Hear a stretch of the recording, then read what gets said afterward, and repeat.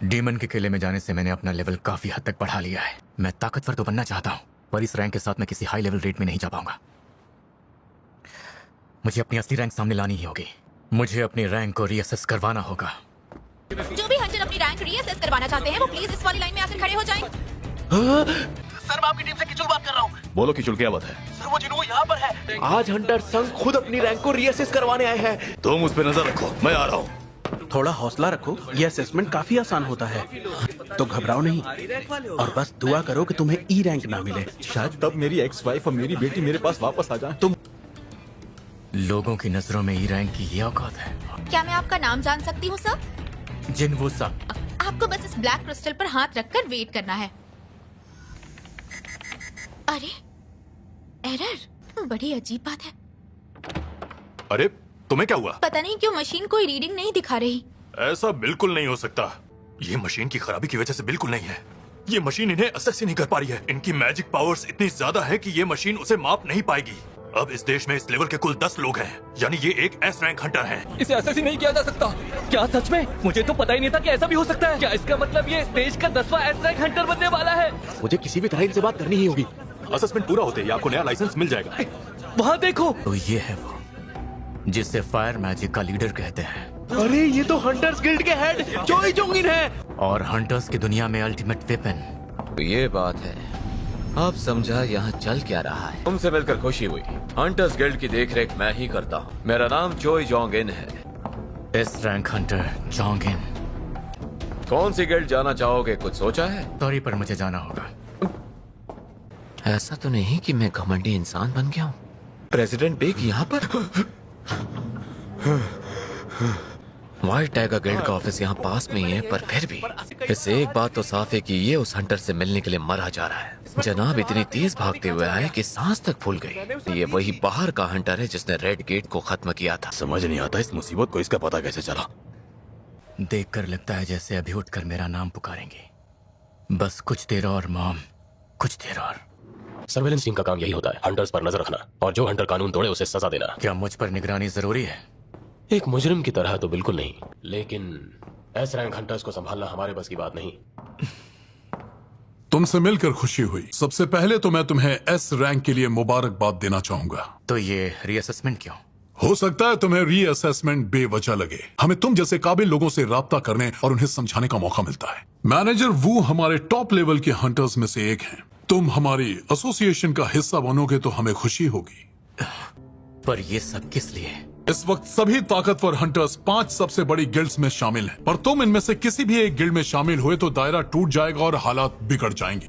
मुझे शामिल करने की यही वजह है। तो क्या फैसला किया तुमने? ये ऑफर जाहिर है इससे मेरे करियर को नई ऊंचाई मिलेगी। इसके अलावा ये देश के पहले ऐसे हंटर हैं जिनके अंदर एस रैंक की शक्तियां जागी थी।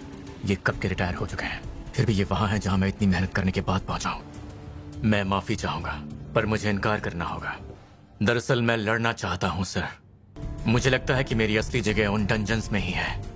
न जाने कितने सालों बाद आज मुझे यह एहसास दोबारा हो रहा है। अगर मैं 20 नहीं 10 साल भी जवान होता तो मैं इस बच्चे के साथ इसकी लड़ाई में इसके साथ खड़ा होता।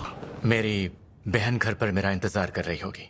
मैं वो दिन कभी नहीं भूल सकता जब मेरा इलाज एस रंग का हीलर भी नहीं कर पाया था। फैसला चाहे जो भी हो, पर मुझे तुमसे मिलकर वाकई खुशी हुई। मैंने जो वो मेरे साथ शाम को ड्रिंक पीना चाहोगे? आज मेरी जितनी मीटिंग्स हैं सब कैंसिल कर दो। अगर आपको इसमें कोई परेशानी नहीं तो मुझे भी नहीं। चलो फिर तय रहा। मुझे तुम्हारे जवाब का इंतजार रहेगा जिन्वो। अब क्या यहाँ मेरे जख्मों पर नमक छिड़कने आए हो डेप्यूटी चीफ? क्या इवान संग वाकई एक मैजिक बीस्ट है? मेरे लिए वो मैजिक बीस्ट था और हमेशा रहेगा।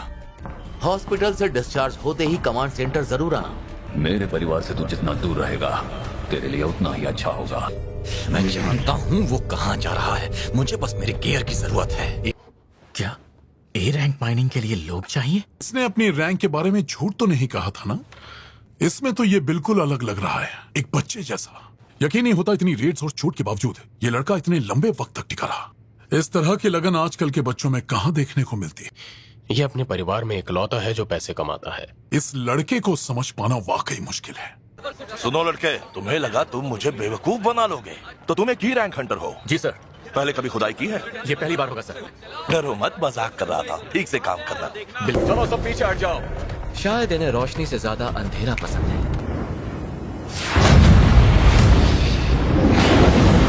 सामने आओ टैंक्स।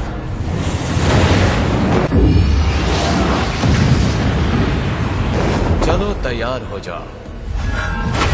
इनके अवशेष अगर ठीक से ना जले तो ये किसी काम नहीं आते, इसलिए मैंने बीच का रास्ता निकाला है। जानता हूँ यहाँ कोई ऐसा भी है जैसे जलते हुए दानवों की गंध से तकलीफ होती है, तो थोड़ा संभल कर। मतलब तहखाने के बॉस को छोड़कर बाकी सब खत्म भी हो गए। पूरी टीम को सही सलामत ए रैंक डंजन से निकाल लाना दिखाता है कि ये कितना ताकतवर है।